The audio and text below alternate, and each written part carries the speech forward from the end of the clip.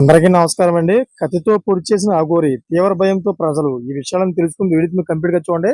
అప్పుడే మీకు complete information ఏంటో అర్థమవుతుంది. అదేవిధంగా చాలా మంది వీడియో చూస్తారు కానీ సబ్స్క్రైబ్ చేసుకోవడం మాత్రం మర్చిపోతున్నారు. దయచేసి సబ్స్క్రైబ్ చేసుకోండి.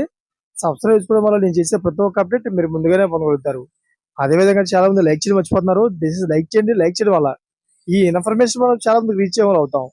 ఇంకా లేట్ చేయకుండా వీడియోలోకి వెళ్ళిపోతాం. ఫ్రెండ్స్, వివాదాస్పద వ్యవహారాల శైలితో తరచూ వార్తలు నిలుస్తున్న అఘోరి సిద్దిపేట జిల్లా కొమురవెల్లి ఆలయం వద్ద కత్తితో హింసకాండకు దిగింది.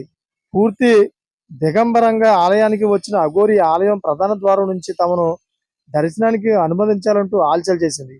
అయితే వస్త్రధారణతో దర్శనానికి వస్తే అనుమతిస్తామంటూ ఆలయ అధికారులు సూచించారు.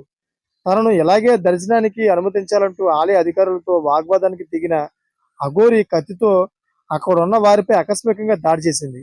అఘోరి దాడిలో పలువురికి గాయాలయ్యాయి. మొదటి నుంచి కూడా అఘోరి తన తెలుగు రాష్ట్రాల్లో తన వివాదాస్పద వైఖరితో ఉద్రిక్తలు సృష్టిస్తున్నారు. అయితే సికింద్రాబాద్ ముత్యాలమ్మ గుడిలో పూజలతో మొదలైన మహిళా అఘోరి శ్రీకాళహస్తి సహా ఏపీలోని పలు దేవాలయాల సందర్శనల సందర్భంగా గొడవకు దిగింది. శ్మశానాల్లో క్షుద్ర పూజలు చేస్తూ ఓసారి మగ వేషధారంలో మరోసారి కనిపిస్తూ ఏ రోజు ఎక్కడ దర్శనమిస్తుందో తెలియనంతగా నిరంతరం ప్రయాణాలు దైవ దర్శనాలు చేస్తూ తెలుగు రాష్ట్రాల్లో ఆల్చల్ చేస్తుంది. తాజాగా వేములవాడ ఆలయంలో మసీదును కూలుస్తారంటూ హెచ్చరికలు జారీ చేసింది. చూసారా ఫ్రెండ్స్, లేటెస్ట్ అప్డేట్స్ కోసం ఛానల్ సబ్స్క్రైబ్ చేసుకోండి. Thank for watching friends.